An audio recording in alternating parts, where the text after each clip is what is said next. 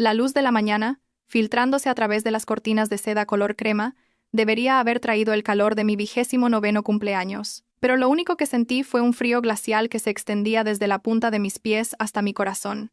Mantuve los ojos cerrados fingiendo seguir dormida. Cuando sentí un movimiento junto a la cama, el aroma a café recién hecho y tostada se mezcló con el de un perfume caro que, por supuesto, había sido comprado con mi tarjeta de crédito adicional. Cariño, despierta. Feliz cumpleaños. Esa voz grave susurró en mi oído, seguida de un beso húmedo en mi mejilla. Abrí los ojos lentamente, controlando los músculos faciales para esbozar la sonrisa más dulce que pude. Frente a mí, Mateo Ruiz sonreía de oreja a oreja. Era guapo. Debía admitir que era el rostro que me había enamorado hasta la locura hacía 3 años. El rostro que me había cegado lo suficiente como para entregarle la mitad de mi razón y el acceso a mis cuentas personales. Gracias, mi amor, respondí suavemente. Mientras me acomodaba para sentarme apoyada en el cabecero, Mateo colocó una bandeja de desayuno sobre mis rodillas. Sobre ella, una única rosa roja. El colmo del cliché. He preparado todo para la fiesta de esta noche. El organizador de eventos dice que la decoración será perfecta. Tú solo tienes que relajarte y prepararte para ser la reina de la noche, Valentina. Eres el mejor marido del mundo, lo elogié. La frase dejó un sabor amargo en la punta de mi lengua. Cuando Mateo se giró para coger su móvil de la mesita de noche, la pantalla se iluminó. El teléfono estuvo boca arriba solo por una fracción de segundo, pero mis ojos entrenados captaron la notificación con claridad. Remitente, mi amor. Mensaje. No olvides tomarte la pastilla, cariño. Nuestro bebé y yo esperamos la sorpresa de esta noche. Te quiero. Mi corazón no se aceleró. Ya no.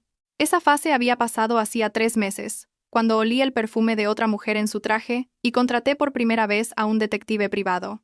La fase de llorar en el baño había terminado. La fase de la negación estaba enterrada. Ahora solo quedaba el cálculo frío.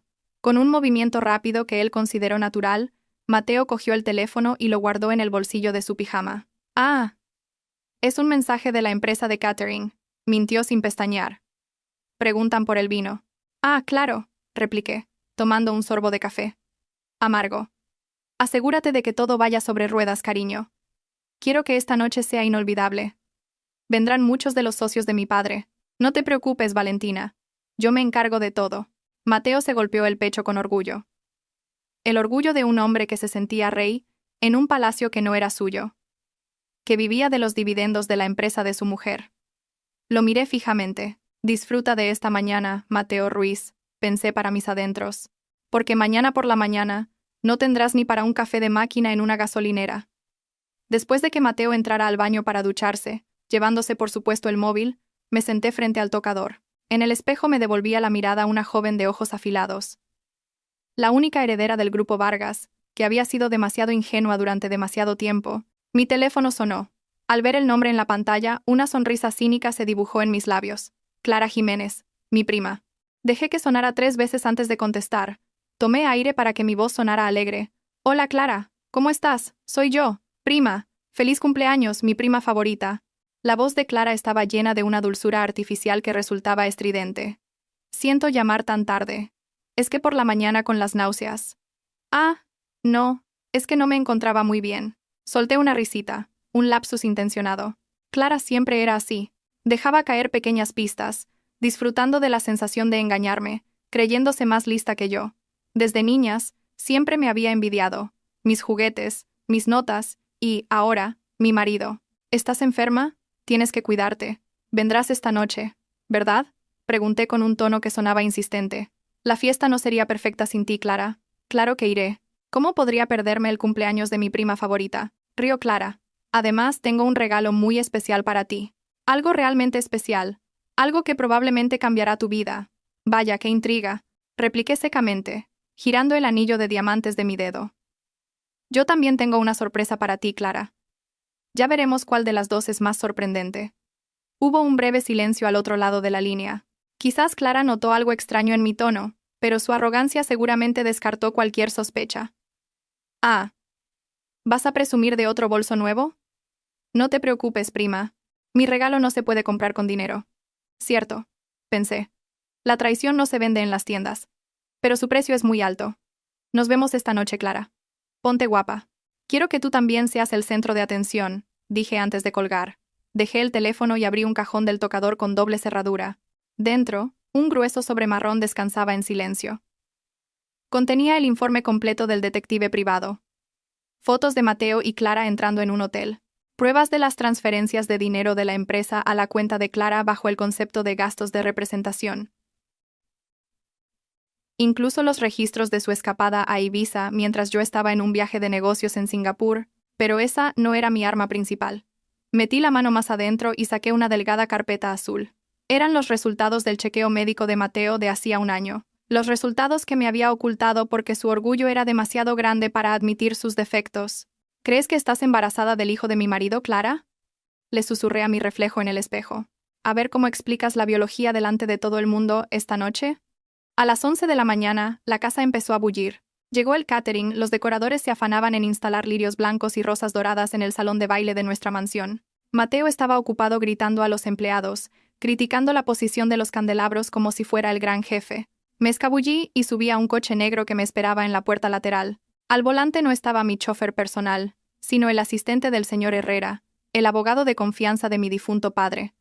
Nos dirigimos a un despacho privado en el centro de la ciudad. Allí esperaba el señor Herrera. El hombre, de mediana edad y cabello canoso, me miró con una mezcla de preocupación y orgullo. «Feliz cumpleaños, señora Vargas», dijo, ofreciéndome un vaso de agua. «Aunque sé que no es una celebración feliz». «Gracias, abogado». ¿Está toda la documentación preparada? No quería andarme con rodeos. El tiempo corría. El señor Herrera abrió su maletín de cuero y colocó 3 carpetas sobre la mesa de cristal. «La primera», dijo el señor Herrera señalando una carpeta roja, «es la notificación de despido del señor Ruiz de su cargo como director de operaciones. Entrará en vigor a las 5 de la tarde de hoy. Hemos auditado el flujo de fondos que malversó para la señorita Jiménez. En 6 meses, asciende a casi 1 millón de euros. Esto ya constituye un delito penal de apropiación indebida». Asentí. Continué. «La segunda», señaló una carpeta verde, «es la congelación de activos. La tarjeta American Express Centurion adicional del señor Ruiz, el acceso a las cuentas conjuntas y el deportivo de la empresa que utiliza. Todo será bloqueado en el instante en que usted nos dé la señal esta noche. Y esta casa, según la escritura, fue una herencia de su abuela antes del matrimonio. Es propiedad privativa. El señor Ruiz no tiene derecho ni al 1%. Podemos desalojarlo con la ayuda del equipo de seguridad en cualquier momento». El señor Herrera señaló la última carpeta, la amarilla, y esta es la demanda de divorcio. Con pruebas irrefutables de infidelidad, el señor Ruiz perderá la custodia en caso de haber hijos y cualquier derecho a la división de bienes. Saldrá de este matrimonio con lo puesto y con sus deudas de tarjetas de crédito personales. Solté un largo suspiro. Se sentía surrealista ver la vida de una persona desmoronarse sobre el papel. Este era el hombre que había prometido protegerme en el altar. Pero él eligió romper esa promesa por un placer momentáneo con mi propia prima. «¿Y cuál es el escenario para la sorpresa de la señorita Jiménez?», preguntó el señor Herrera. «Debe tener cuidado». «Dejémosla hacer», respondí fríamente. «Que se sienta victoriosa. Cuanto más alto vuele, más dolorosa será la caída cuando le corte las alas. Necesito que admita el embarazo en público. Será la confesión de culpabilidad perfecta que facilitará el infernal proceso legal». El señor Herrera esbozó una leve sonrisa, cerró las carpetas y me las entregó. «Realmente es usted la hija de su padre, señora Vargas. Estaría muy orgulloso». Acepté los documentos. «Volvamos a casa, abogado. Tengo que arreglarme para el espectáculo». Cayó la noche. Mi lujosa mansión en el barrio de Salamanca se había transformado en un deslumbrante salón de fiestas. Los candelabros de cristal emitían un brillo dorado que se reflejaba en el tintineo de las copas de champán. Yo estaba en lo alto de la escalera curva, con un elegante vestido de seda azul medianoche que contrastaba con mi piel pálida. Alrededor de mi cuello colgaba el collar de diamantes de mi madre, su legado. No parecía una esposa traicionada. Parecía la dueña de todo. Abajo, Mateo estaba en medio de un grupo de invitados. Llevaba un esmoquín negro de un diseñador italiano cuya factura había llegado a mi oficina el mes pasado. Sostenía una copa de vino y reía a carcajadas, dando palmaditas ocasionales en los hombros de mis socios comerciales como si fuera su igual. «Valentina, querida, feliz cumpleaños», exclamó mi tía. Mateo se giró cuando empecé a bajar las escaleras. Sus ojos brillaron, no de amor, sino al ver descender a su preciado activo. Se acercó a mí y me ofreció la mano como un príncipe. «Aquí baja mi ángel», dijo lo suficientemente alto para que la gente lo oyera. Tomé su mano, fría y húmeda. «Gracias, cariño. Todo el mundo me felicita», susurró Mateo mientras me guiaba entre la multitud. Dicen que la fiesta es magnífica.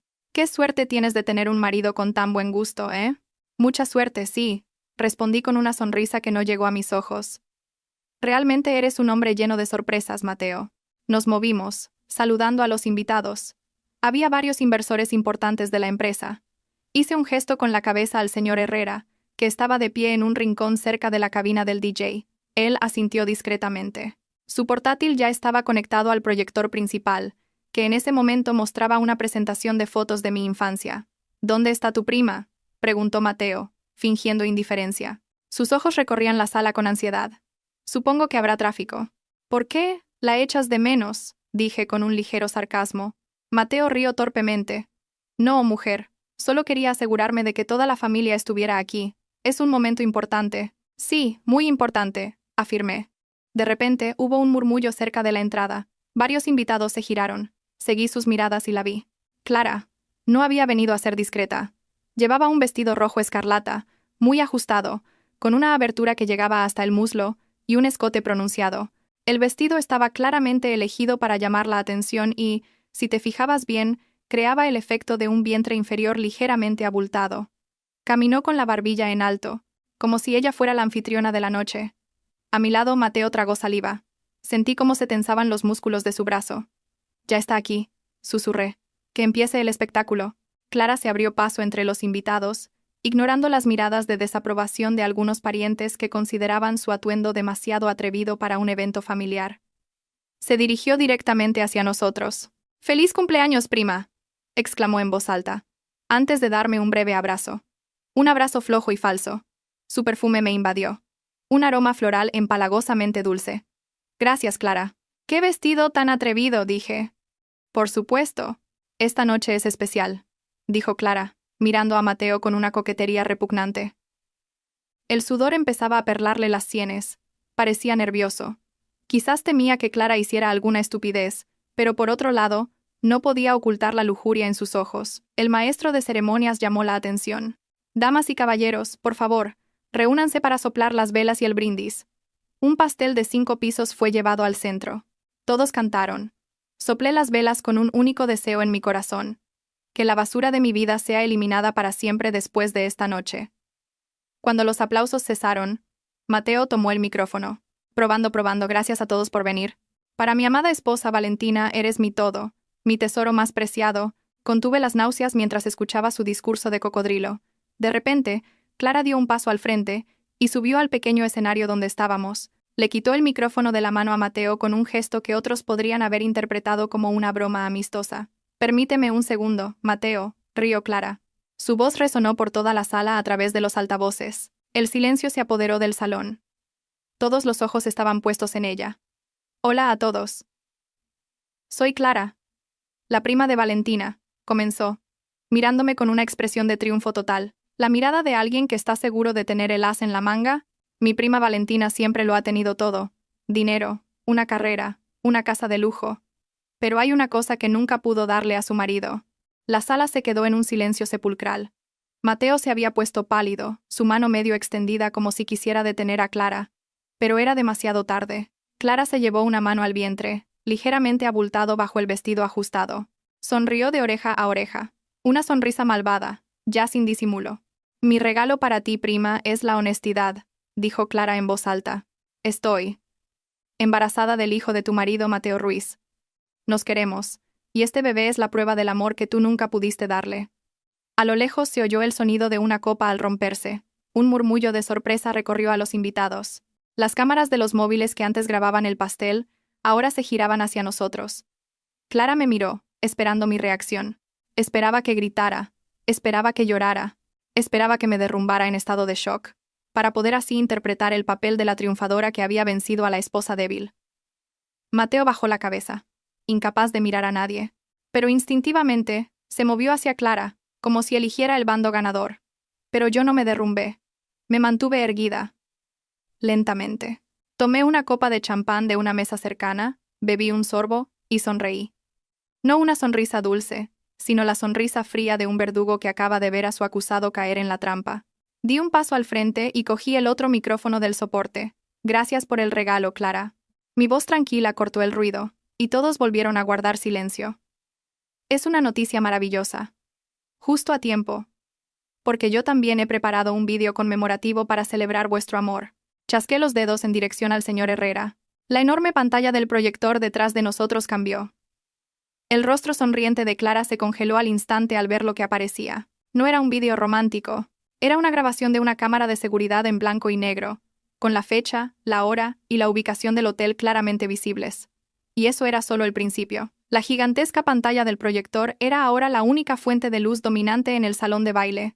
Las imágenes que aparecían eran de alta resolución, lo suficiente como para que cada gota de sudor de la traición fuera visible. El primer vídeo era de la cámara de seguridad del vestíbulo de un hotel de 5 estrellas en el centro de Madrid, de hacía 3 meses. En la pantalla, Mateo rodeaba la cintura de Clara con el brazo. Ambos reían cómplices mientras esperaban el ascensor. La mano de Mateo acariciaba ocasionalmente el pelo de Clara. Un gesto que solía hacerme a mí. Ah, ¿no es ese el Hotel Palace? Mi voz rompió el silencio, con el tono relajado de quien comenta un documental. La suite del 18º piso.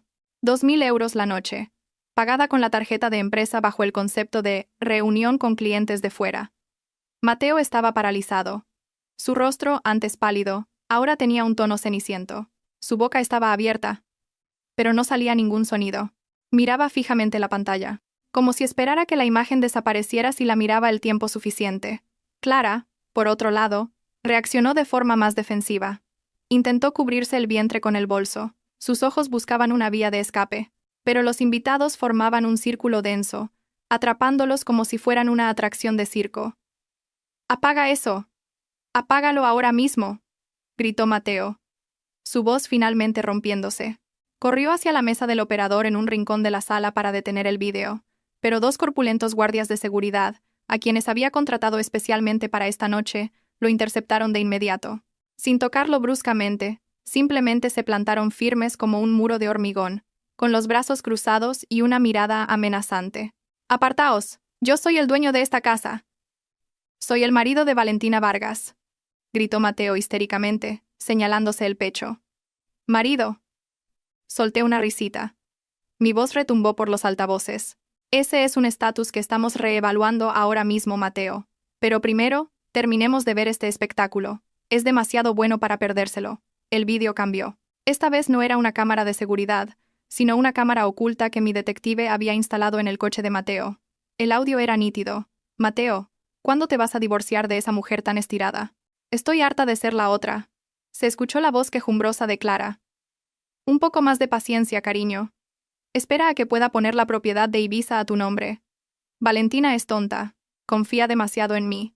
En cuanto asegure los activos, la dejaré», respondió la voz de Mateo, seguida de una risa burlona. La risa grabada de Mateo resonó en la silenciosa sala de fiestas. Los invitados, en su mayoría familiares y socios de negocios, empezaron a susurrar. Los susurros se convirtieron en un murmullo de indignación.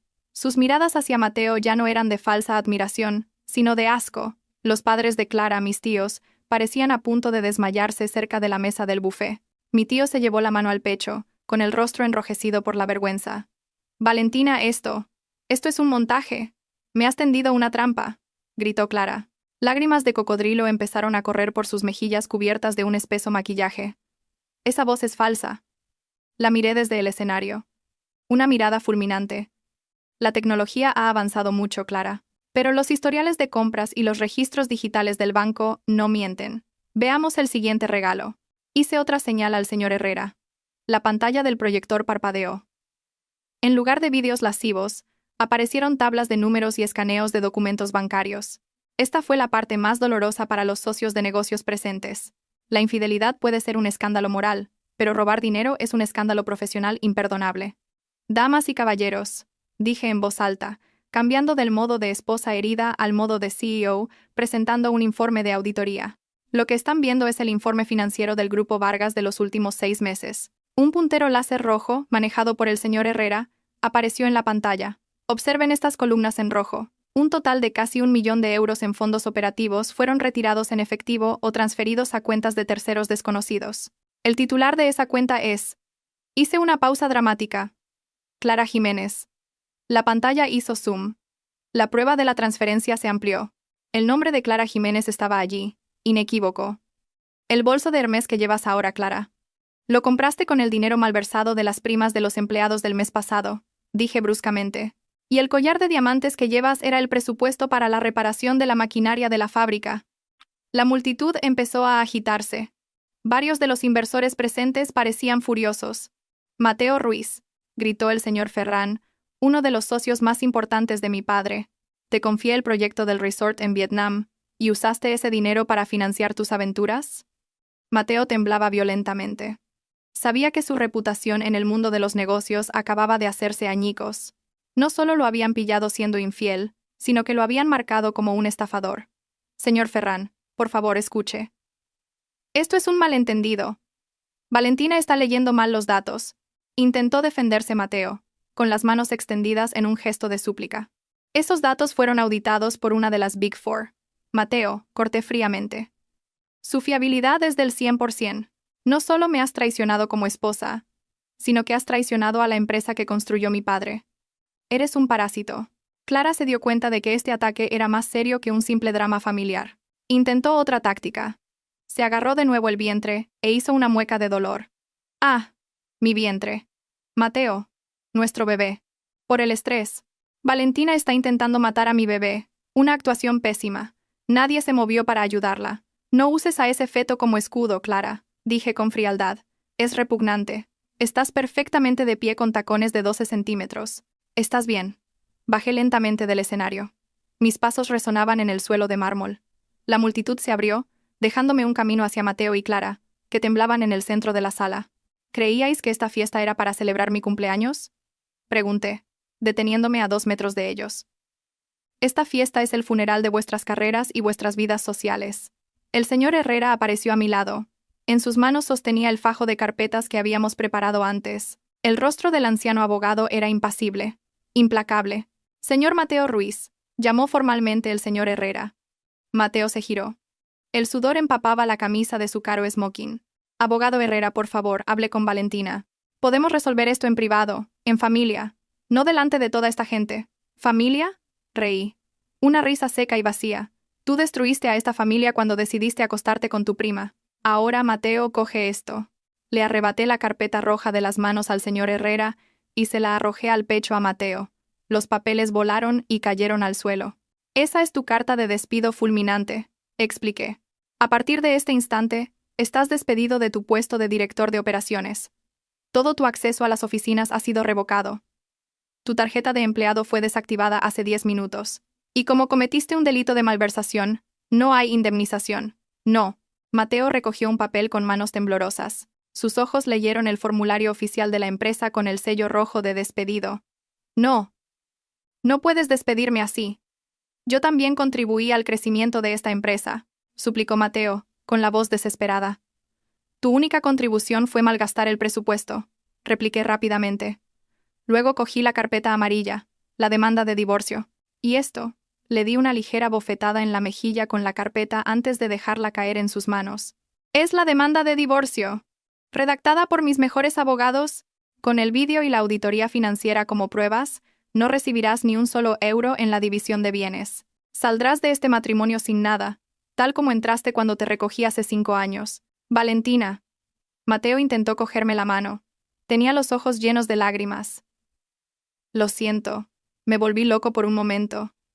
Clara me sedujo. Fue ella quien empezó. Clara jadeó. Miró a Mateo con los ojos muy abiertos. ¿Qué? Dijiste que me querías, Mateo. Dijiste que Valentina era una mujer aburrida y fría. ¿Por qué me culpas a mí ahora? Cállate, arpía, le gritó Mateo a Clara. ¿Crees que habría malversado dinero si no hubieras estado pidiéndome constantemente que te comprara cosas de lujo? Todo es culpa tuya. Vaya, vaya. Aplaudí lentamente. Qué romántico. Mirad esto.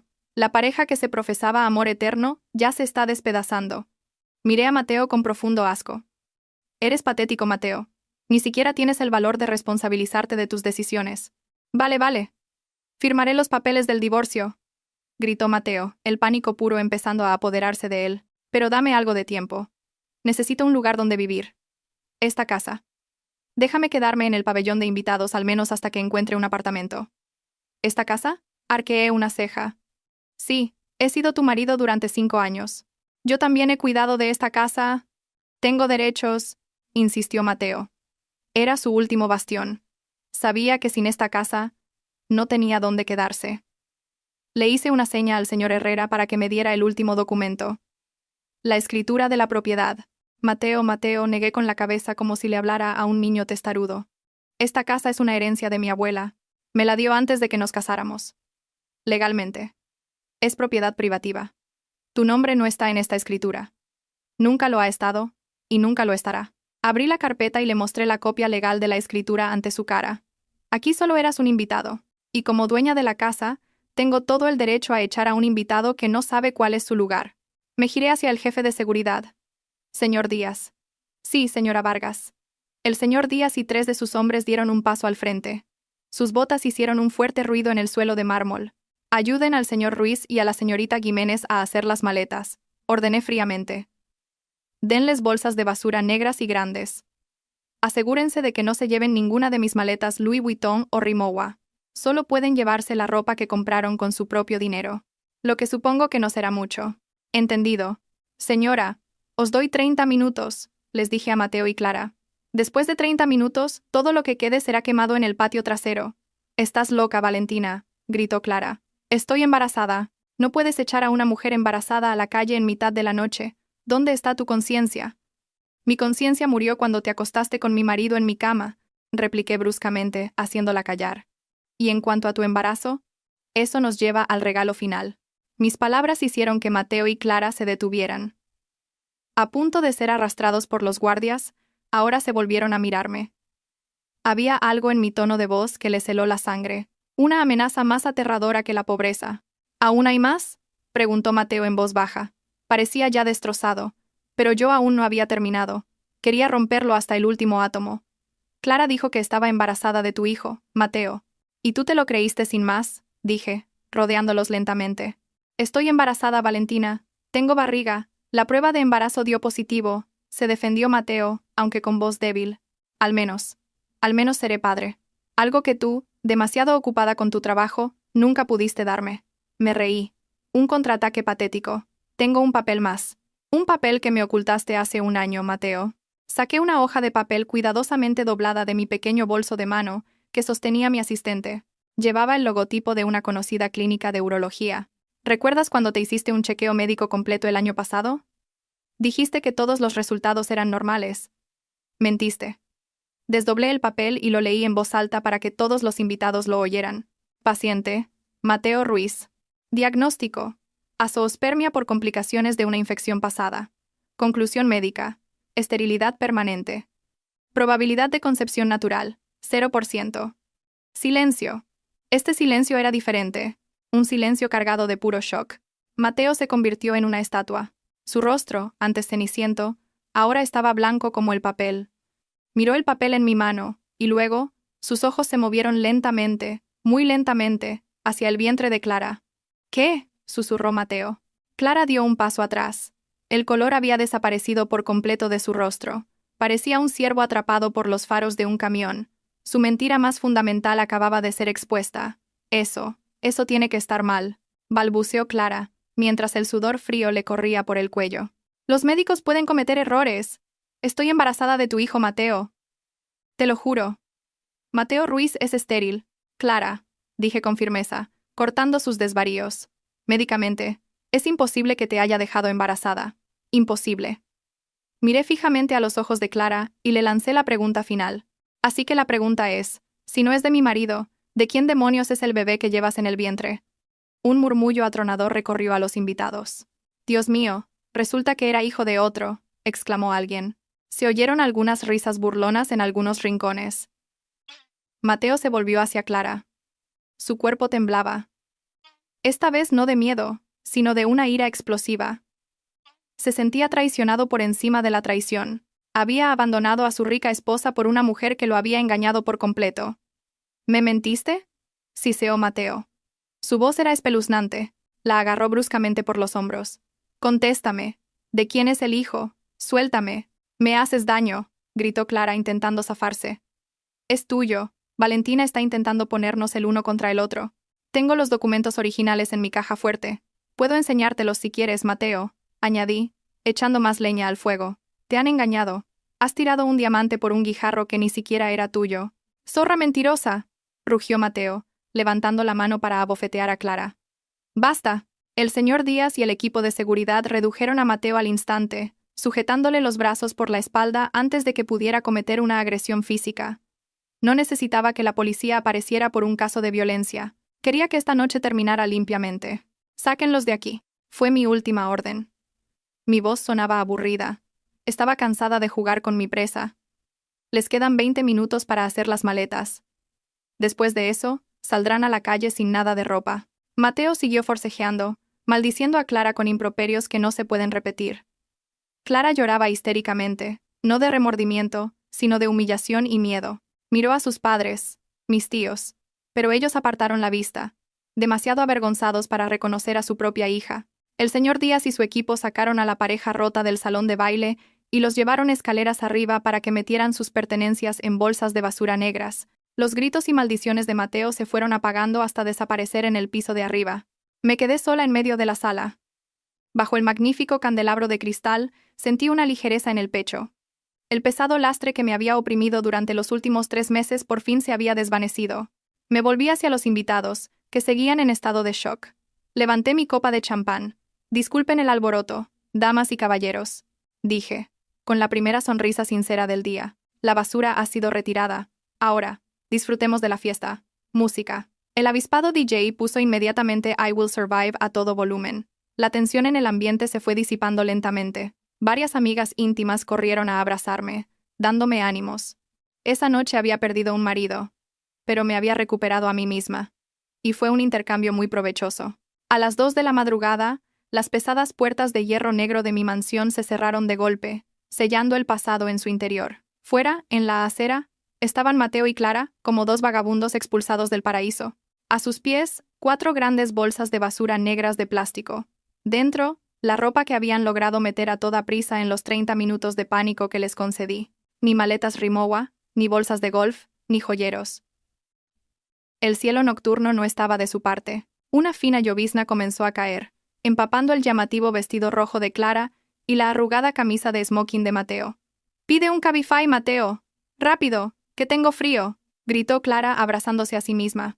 En su voz aún quedaban resquicios de arrogancia, como si Mateo siguiera siendo el director que podía conseguir cualquier cosa con un chasquido de dedos.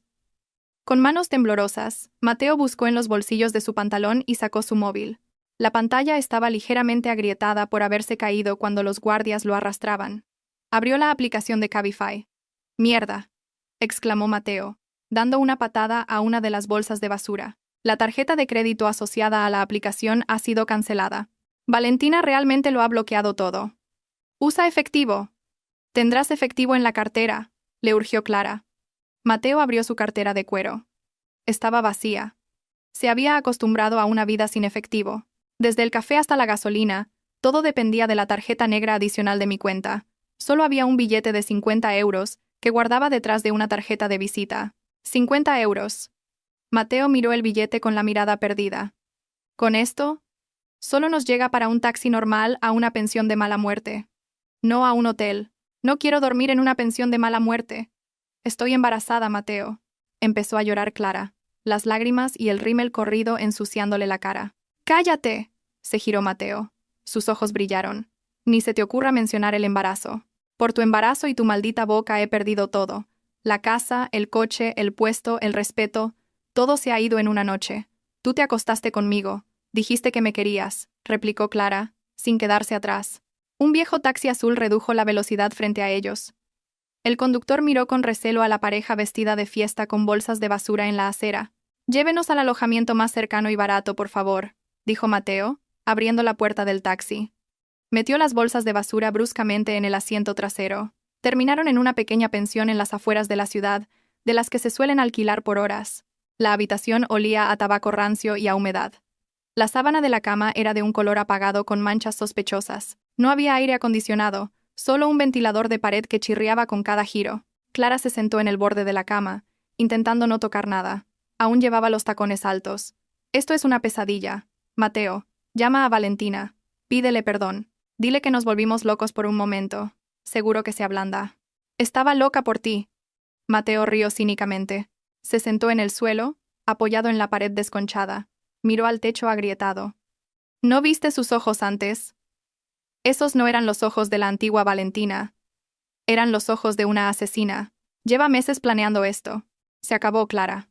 El sonido de una sirena de policía se oyó débilmente a lo lejos. Por primera vez en su cómoda vida, Mateo sintió un miedo puro por el mañana. Ya no era Mateo Ruiz, el joven ejecutivo. Era un hombre desempleado, endeudado y protagonista de un escándalo que lo perseguiría de por vida. La luz del sol que se colaba por el hueco de la sucia cortina le dolió. Mateo se despertó con la espalda dolorida y el estómago revuelto por el hambre. Giró la cabeza. Clara dormía acurrucada, todavía con su arrugado vestido de fiesta. Rumiaba ligeramente. El recuerdo de la noche anterior lo golpeó como un camión. El hecho médico. Azoospermia. Esterilidad permanente. Mateo se levantó y cogió una botella de agua tibia que quedaba en la mesa. Bebió con avidez. Luego miró a Clara con un odio creciente. Si él era estéril, ese niño era un bastardo. Y si ese niño era un bastardo, su sacrificio de abandonar a Valentina era la mayor estupidez de la historia de la humanidad. Despierta. Mateo le dio una patada en la pierna a Clara. Clara gimió y abrió los ojos. ¿Qué hora es? Tengo hambre, Mateo. Pide algo de comer. No hay dinero para pedir comida buena, gritó Mateo. Vende tus pendientes de diamantes. Clara se cubrió las orejas instintivamente. Fueron mi regalo de cumpleaños del año pasado. O los vendes o pasamos hambre. Mateo le agarró la muñeca a Clara. Y con ese dinero vamos a hacer una cosa más, una prueba de ADN. El rostro de Clara palideció al instante. ¿Qué? Mateo, ¿todavía crees a Valentina? Falsificó tus informes médicos para que nos peleáramos. Es un truco muy viejo. Pues demuéstralo. Mateo acercó su cara a la de Clara. Su aliento olía a alcohol rancio de la noche anterior. Hoy vamos a ir a una clínica. Te harás una prueba de NIPT, prueba prenatal no invasiva. Puede comprobar el ADN del feto con la sangre de la madre. Si pagamos el servicio urgente, tendremos los resultados rápidamente. No es necesario. Es un desperdicio de dinero. Clara intentó zafarse, retrocediendo hacia el baño. Con lo que sobre de tus pendientes será suficiente. Necesito saberlo, Clara. La voz de Mateo se convirtió en un peligroso gruñido. Porque si no es mi hijo, haré de tu vida un infierno peor que el mío. Esa tarde, tras una larga discusión con gritos y lanzamiento de objetos, finalmente fueron a una casa de empeños en un mercado cercano. Los pendientes de diamantes de Clara se vendieron por una fracción de su precio de compra, alegando que no tenía el certificado. El dinero era suficiente para una semana de comida, y para pagar la tarifa urgente de la prueba de ADN en una pequeña clínica privada. En la clínica, cuando la enfermera le sacó sangre a Clara, ella temblaba violentamente. Mateo estaba sentado en un rincón de la sala, observando con los brazos cruzados. Sus ojos no se apartaron de la jeringuilla ni por un segundo. Ya no le sostenía la mano a Clara. Actuaba como un carcelero vigilando a un prisionero. Los resultados se enviarán por correo electrónico en un plazo de 3 días laborables, dijo la recepcionista. 3 días, murmuró Mateo al salir de la clínica. 3 días para que se decida tu destino. Caminaron de vuelta a la pensión bajo el sol abrasador. El sudor les empapaba la espalda. La gente en la calle miraba con extrañeza a la pareja desaliñada vestida de fiesta. Mateo se sentía tan pequeño como una hormiga. Antes, ni se habría dignado a pisar estas aceras polvorientas. Ahora, este era su mundo. Mientras Mateo y Clara luchaban contra el polvo de la calle, yo estaba sentada en mi silla ergonómica en el piso 40 de la Torre Vargas. El aire acondicionado zumbaba silenciosamente. El aroma de un difusor de lavanda calmaba mis nervios. La mañana había comenzado con una limpieza.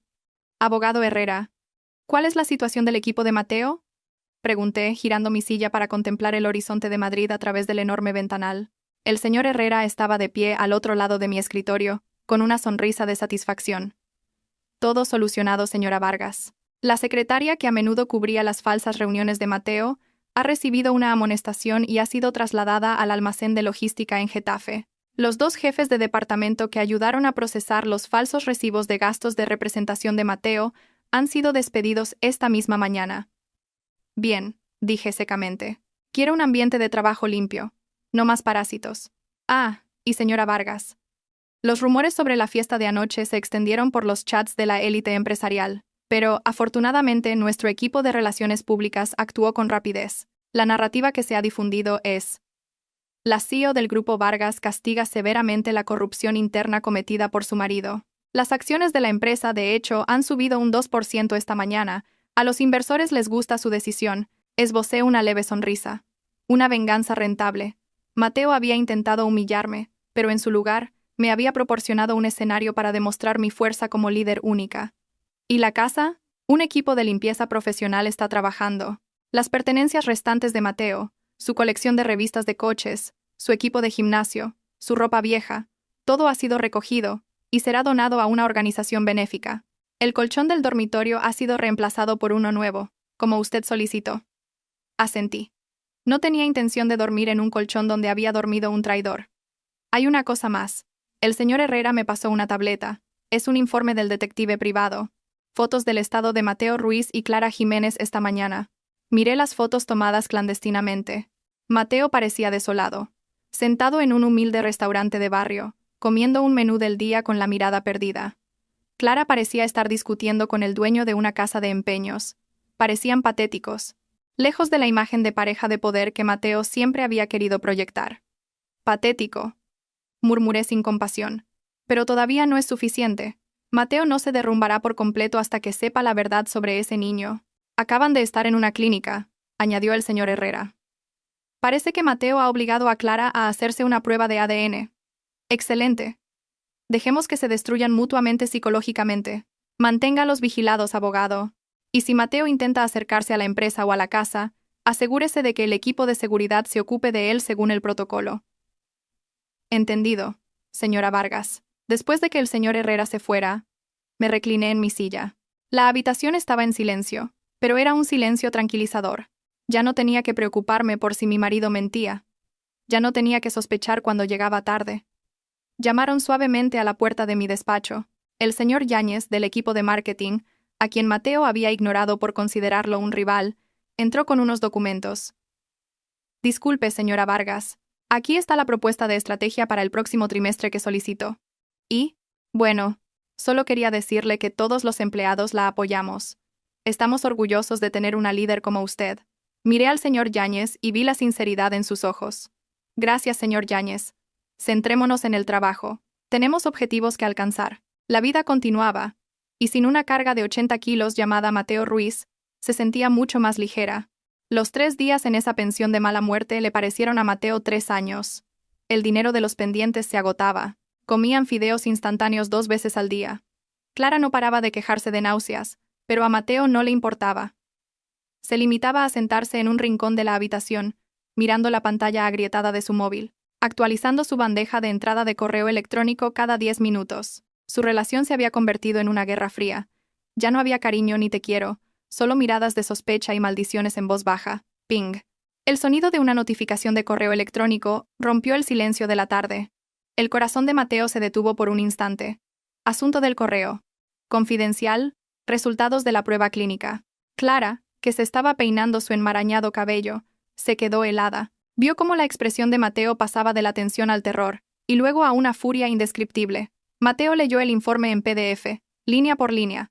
Eran términos médicos complicados, pero la conclusión estaba impresa en negrita en la última página. Probabilidad de paternidad, 0%. Conclusión. El presunto padre, Mateo Ruiz, no es el padre biológico del feto. Mateo sintió cómo su mundo se derrumbaba por segunda vez. Pero esta vez, el derrumbe le cayó directamente sobre la cabeza. Valentina no había mentido. El informe médico era real. Él era estéril, y Clara, esta mujer, era una estafadora de primera. Mateo se levantó lentamente. No gritó. Su voz era muy baja y temblorosa, conteniendo un instinto asesino. No es mi hijo. A Clara se le cayó el peine. Retrocedió hasta chocar contra el viejo armario. Mateo, escúchame. No puede ser. ¡Que no es mi hijo! Mateo lanzó el móvil contra la pared, justo al lado de la cabeza de Clara. El teléfono se hizo añicos, como su última esperanza. Mateo se abalanzó y agarró a Clara por los hombros. ¿Quién es? Dime la verdad, o te juro que te mato aquí mismo. ¿Quién es el padre de este bastardo? Clara, aterrorizada al ver los ojos inyectados en sangre de Mateo, rompió a llorar histéricamente. Es de Leo. Es de Leo. ¿Leo? Mateo rió como un loco. El camarero de la discoteca. El que decías que era un exnovio tóxico. ¿Un vago sin futuro? Yo. Estaba borracha esa vez. Fue antes de que empezáramos a salir en serio. No sabía que esto pasaría. Clara se arrodilló a los pies de Mateo. suplicando. Pero te quiero a ti, Mateo. No a Leo. Podemos empezar de nuevo. Podemos dar a este niño en adopción. ¿Adopción? Mateo apartó a Clara de una patada. ¿Crees que quiero criar al hijo de un camarero? Después de haber perdido una empresa, una mansión y una esposa multimillonaria. Mateo se agarró el pelo, gritando de frustración. He abandonado a una reina por una prostituta. Soy un idiota, un completo idiota. Miró a Clara con un asco desbordante. Hemos terminado. No vuelvas a aparecer en mi vida. Mateo cogió su chaqueta y salió de la habitación de la pensión, dando el portazo más fuerte que pudo, dejando a Clara sola, sollozando en el suelo sucio. Mateo caminó sin rumbo por la acera. Su mente era un caos. No tenía dinero ni destino. De repente, una idea loca surgió en su cabeza. Un delirio nacido de la desesperación. Valentina. Legalmente, Valentina todavía era su esposa. El divorcio no era definitivo. Valentina lo había amado una vez.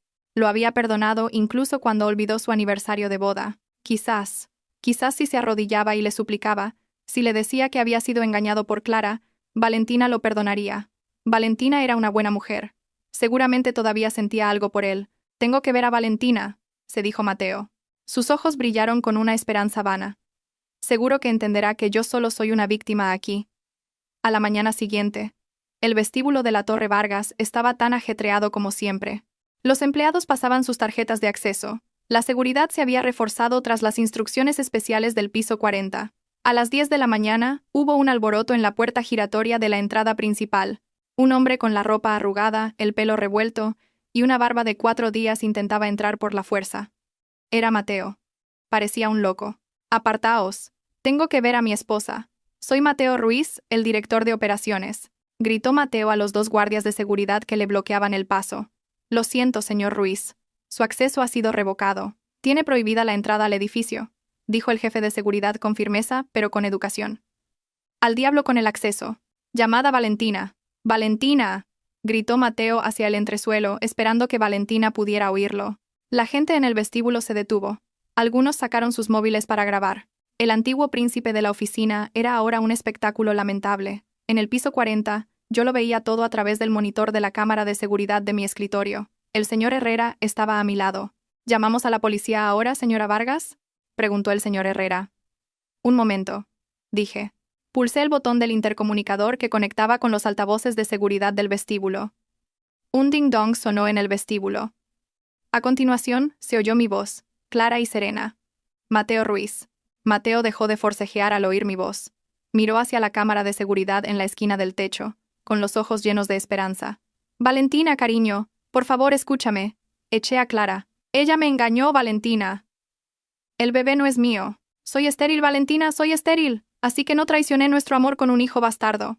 La lógica de Mateo estaba completamente retorcida. Creía que su esterilidad era un billete para el perdón. «¿Crees que ese es el punto?», pregunté a través del intercomunicador. «¿Crees que el problema era solo el niño? Me traicionaste emocional, financiera y mentalmente. Robaste dinero de mi empresa para mantener a otra mujer. Me desacreditaste a mis espaldas. Estaba loco, Valentina. Dame una oportunidad. Seré un marido sumiso. Haré lo que sea. No me abandones, Valentina. No tengo a nadie». Mateo se arrodilló en el brillante suelo del vestíbulo y empezó a llorar. Un espectáculo que contrastaba brutalmente con su arrogancia de 4 días antes. Miré la pantalla del monitor sin una pizca de compasión. Mi amor ya se había agotado, desgastado por cada mentira que había construido. «Tus oportunidades se acabaron cuando decidiste registrarte en ese hotel, Mateo», respondí finalmente. «Señor Díaz, proceda según el protocolo». «Entendido, señora». En el vestíbulo, el señor Díaz hizo una señal. 2 agentes de policía uniformados entraron por una puerta lateral. «Señor Mateo Ruiz», dijo uno de los agentes, «queda detenido por malversación de 1 millón de euros de los fondos del Grupo Vargas y por alteración del orden público». Los ojos de Mateo se abrieron de par en par. «¿Qué? ¿La policía? Valentina, ¿vas a mandar a tu propio marido a la cárcel?» «Exmarido», corregí, aunque solo el señor Herrera y yo lo oímos en la sala. «Valentina, no hagas esto», gritó Mateo mientras los agentes se lo llevaban, con las manos esposadas a la espalda. Forcejeó, lloró, suplicó, pero a nadie le importó. Los empleados a los que antes había gritado ahora lo miraban con satisfacción. Las puertas de cristal del edificio se cerraron, separando a Mateo del lujoso mundo del que una vez había disfrutado. Lo metieron en un coche patrulla. Apagué el monitor de la cámara de seguridad. La pantalla se oscureció. ¿Se ha acabado, señora Vargas?, preguntó el señor Herrera en voz baja. No, dije, levantándome y ajustándome la chaqueta. Esto es solo el final de un acto del drama. Ahora entramos en el acto del tribunal. Asegúrese de que nuestro equipo legal no le deje ni el más mínimo resquicio para salir. Quiero que se pudra en la cárcel el mayor tiempo posible. Y Clara, con el dinero de Mateo desaparecido, sin el apoyo de su familia, y con el hijo de un hombre irresponsable, su propia vida será un castigo suficiente, tendrá su propio karma. Caminé hacia la ventana y miré las bulliciosas calles de Madrid. El coche de policía que se llevaba a Mateo parecía un pequeño juguete que se alejaba. Programe una reunión del Consejo de Administración para esta tarde, señor Herrera, ordené, volviendo al modo de negocios. Tenemos que discutir los planes de expansión de la empresa.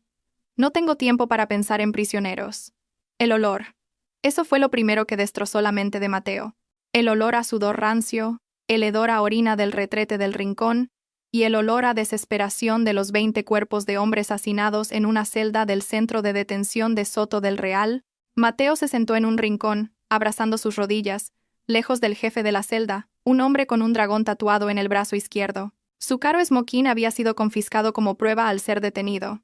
En su lugar, llevaba un mono naranja de prisionero, áspero y maloliente. Novato! ¡Masajéame las piernas!, gritó uno de los reclusos. Mateo, que había sido servido toda su vida, miró aterrorizado. Yo conozco a un buen abogado. No os metáis conmigo. Ja. ¿Un abogado?, rió el recluso. Y los demás le siguieron. Si tuvieras un buen abogado, no estarías en este agujero de ratas, idiota. Una patada aterrizó en las costillas de Mateo. Gimió de dolor y se acurrucó en el suelo frío. No había Valentina que le trajera medicinas, ni cama king size, solo la cruda realidad de que estaba solo. 2 días después, un abogado de oficio se reunió con él en la sala de interrogatorios. Parecía cansado y llevaba una delgada carpeta con cara de pesimismo. Señor Ruiz, dijo el abogado. Soy el abogado Pérez. Iré al grano, he revisado su expediente. Las pruebas presentadas por la parte demandante, la señora Valentina Vargas, son abrumadoras. El informe de auditoría forense de una de las Big Four, las grabaciones de las cámaras de seguridad de las retiradas de efectivo y el testimonio del personal de finanzas que fue coaccionado para falsificar recibos. Pero yo era su marido. Es propiedad conyugal. Tenía derecho a usar ese dinero, insistió Mateo. Tenía los ojos hundidos por la falta de sueño.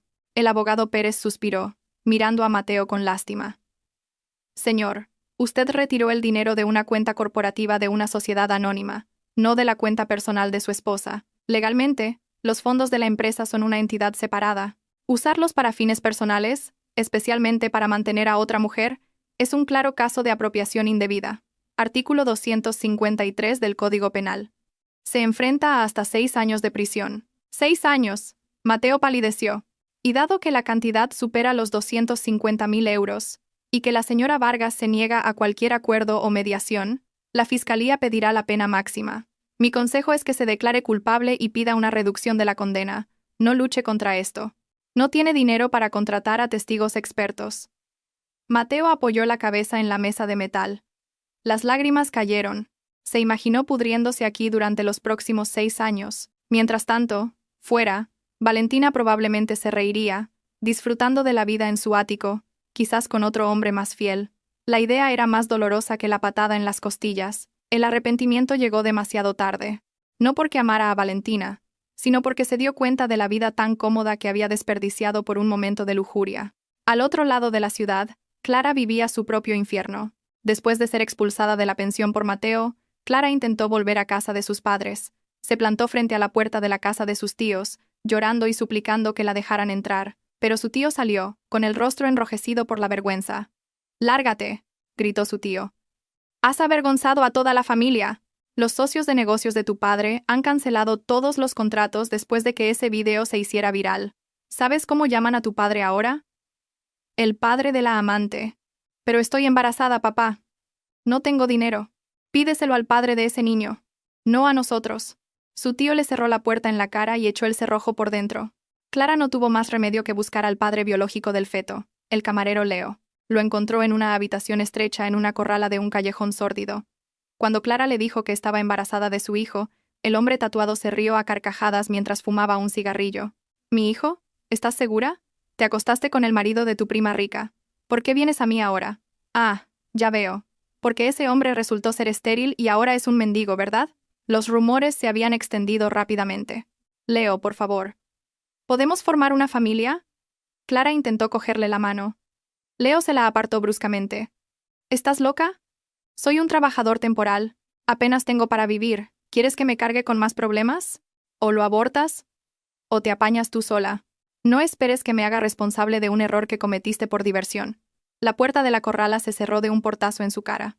Clara se convirtió en una verdadera indigente. Vendió lo que le quedaba de su vestido de fiesta por una miseria en un mercadillo para poder alquilar una habitación sin ventanas en un barrio humilde. Acostumbrada a tratamientos faciales de miles de euros, ahora tenía que fregar platos en un bar de tapas para poder comer. Cada noche, acariciaba su creciente vientre, no con amor, sino con odio. Este niño era la prueba de su fracaso. El niño que debía ser su billete a la riqueza se había convertido en un grillete que la arrastraba al abismo de la pobreza. Una tarde, mientras sacaba la basura del bar, vio pasar el coche de lujo de Valentina por la avenida. Quiso correr, perseguirla, gritarle, suplicarle, pero se dio cuenta de que con su aspecto desaliñado, su cuerpo oliendo a pescado y su vientre abultado, ni siquiera podría atravesar las oscuras ventanillas de ese coche, solo pudo quedarse mirando el polvo que dejaba el coche de Valentina. La distancia entre ellas ya no era solo de estatus social, sino la distancia entre el cielo y el fondo del infierno. 3 meses después, en los juzgados de Madrid, la sala estaba abarrotada, periodistas de la prensa rosa se agolpaban para cubrir el caso de divorcio y malversación de la CEO del Grupo Vargas. El escándalo era un manjar para los medios. Yo estaba sentada en el estrado de los testigos, con una impecable chaqueta blanca que irradiaba un aura de dignidad y pureza. El pelo recogido en un moño pulcro. A mi lado el señor Herrera y el equipo legal de la empresa estaban sentados tranquilamente con montañas de pruebas. En el banquillo de los acusados, Mateo estaba sentado con la cabeza gacha. Estaba demacrado, el pelo rapado como un preso, el rostro pálido, los ojos hundidos rodeados de ojeras negras. Parecía 10 años mayor. Una chispa de súplica brilló en sus ojos cuando me vio entrar. Pero yo lo miré como si fuera una pared vacía. El juicio fue rápido y brutal para Mateo. El fiscal volvió a reproducir las pruebas del flujo de dinero. Un perito bancario confirmó que algunas firmas de autorización en los documentos habían sido falsificadas o abusadas por Mateo. Luego llegó el turno del divorcio, que se había fusionado por la urgencia de la división de bienes. Una jueza de mediana edad con gafas gruesas leyó la sentencia con voz fuerte. Se estiman íntegramente las pretensiones de la demandante Valentina Vargas. Se reconoce al demandado Mateo Ruiz como cónyuge culpable. Se determina que todos los bienes reclamados por el demandado son propiedad privativa de la demandante o bienes de la empresa, por lo que el demandado no tiene derecho a ni un solo euro en la división de bienes. El mazo del juez sonó. ¡Bang! Un vínculo se había roto. Estaba oficialmente divorciada y era la única dueña de todo mi patrimonio. La jueza pasó al caso penal. Considerando que ha quedado probado legal y fehacientemente que el acusado Mateo Ruiz cometió un delito continuado de apropiación indebida, se condena al acusado a una pena de 6 años de prisión y una multa de 500.000 euros, con responsabilidad personal subsidiaria, de 6 meses en caso de impago. El mazo volvió a sonar. ¡Bang! Mateo se desplomó en su silla. 6 años. Saldría de la cárcel con casi 40 años, con antecedentes penales, sin dinero y sin contactos. Los guardias le pusieron las esposas. Mientras se lo llevaban, Mateo gritó, llamándome. «Valentina, lo siento. Valentina, por favor, mírame una vez». Me detuve por un momento. Los periodistas contuvieron la respiración. Las cámaras se encendieron. Esperando un momento dramático, me giré lentamente y miré a Mateo. No había ira, ni lágrimas, solo una calma letal. «Espero que disfrutes de tu nuevo hogar, Mateo. Las instalaciones no serán tan lujosas como las de mi casa, pero al menos no tendrás que preocuparte por las facturas de la tarjeta de crédito de Clara». Me di la vuelta y salí del juzgado, recibiendo los flashes de las cámaras. Fuera del edificio, el sol era deslumbrante. El aire contaminado de Madrid se sentía fresco en mis pulmones. La justicia no se había servido con gritos histéricos, sino con el frío mazo de un juez. Un año después, la Torre Vargas parecía más vibrante que nunca. Bajo mi liderazgo único, la empresa se había expandido al mercado del sudeste asiático. Los beneficios netos habían aumentado un 200%. Los empleados trabajaban con entusiasmo porque había introducido un sistema de primas transparente. El dinero que Mateo había robado ahora volvía al bienestar de los empleados. Estaba disfrutando de un té de la tarde en el jardín de la azotea de mi oficina. Frente a mí se sentaba Adrián, un nuevo socio de negocios de Singapur. Un hombre inteligente, educado y que sabía mantener las distancias. La estrategia de marketing de este trimestre ha sido brillante. Valentina, elogió a Adrián con sinceridad. Nunca he visto a una CEO convertir una crisis de relaciones públicas en una oportunidad para aumentar el valor de las acciones tan rápidamente. La experiencia es la mejor maestra, Adrián, respondí con una sonrisa. Cuando te deshaces del equipaje innecesario, puedes correr más rápido. Mi relación con Adrián se limitaba a los negocios, pero había un cálido respeto mutuo. No tenía prisa por encontrar un nuevo amor. Estaba enamorada de mí misma, de mi libertad y de mi capacidad de liderazgo. Mi teléfono vibró. Era un mensaje de mi asistente personal, Sara. Señora Vargas, hay una mujer llamada Clara en el vestíbulo de abajo. Lleva un bebé y dice ser su prima. Suplica ayuda para comprar leche de fórmula. El equipo de seguridad la está conteniendo. ¿Qué debo hacer? Leí el mensaje sin expresión. Clara, hace un año, se había plantado con su vestido rojo, arrogante, intentando destruirme.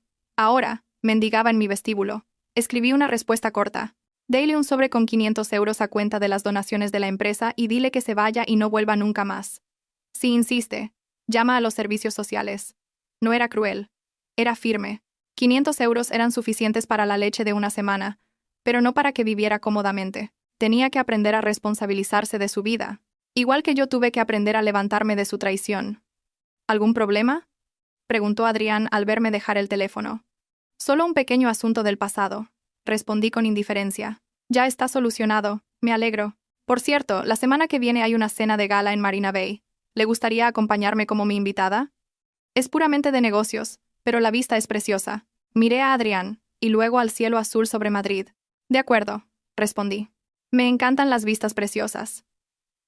Esta noche es mi 30º cumpleaños. No hay una fiesta lujosa con cientos de invitados hipócritas como el año pasado, ni salón de baile, ni un vestido de seda asfixiante, ni un pastel de 5 pisos. Lo celebro en mi villa privada en Ibiza. Solo yo, el sonido de los grillos y una copa del mejor vino. Estoy sentada en el borde de la piscina infinita, con los pies sumergidos en el agua cálida, mirando las estrellas. En una pequeña mesa a mi lado, hay una carta con un sello de la prisión de Soto del Real, una carta de Mateo. La abrí esta tarde por pura curiosidad. El contenido estaba lleno de una caligrafía desordenada, remordimientos, las dificultades de la vida en prisión, historias de cómo otros reclusos lo golpeaban y súplicas para que le enviara algo de dinero para cigarrillos y jabón. Incluso había escrito un pésimo poema de amor. Cogí la carta y un mechero. Observé cómo el fuego consumía el papel barato.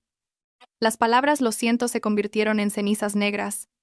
Y las palabras te quiero se quemaron hasta convertirse en polvo. Dejé que se consumiera por completo, y luego soplé las cenizas al aire, dejando que volaran hacia el valle boscoso de abajo. Ya no sentía odio. El odio requiere energía, y él no merecía mi energía. Solo sentía indiferencia. Era solo un mal capítulo en el grueso libro de mi vida. Y ese capítulo ya lo había terminado de leer. Saqué mi teléfono y abrí la galería. Había fotos del equipo de mi empresa riendo en un taller, fotos de mi viaje a Suiza el mes pasado y los planos del orfanato que estaba construyendo en nombre de mi madre. Mi vida estaba llena, completa. Hace un año, mi prima vino a mi cumpleaños con la intención de destruirme. Dijo que su regalo era el dolor. Pero se equivocó. El verdadero regalo fue la resurrección. Mateo y Clara intentaron enterrarme, pero olvidaron que yo era una semilla. Levanté mi copa hacia la luna llena. Feliz cumpleaños, Valentina, me susurré a mí misma. Has ganado. Bebí el vino, sintiendo la dulzura y el calor extenderse. Mañana tengo una cita en el spa a las 9 de la mañana y una reunión online a las 11. El futuro se extendía brillante, y ya nadie podía detenerme.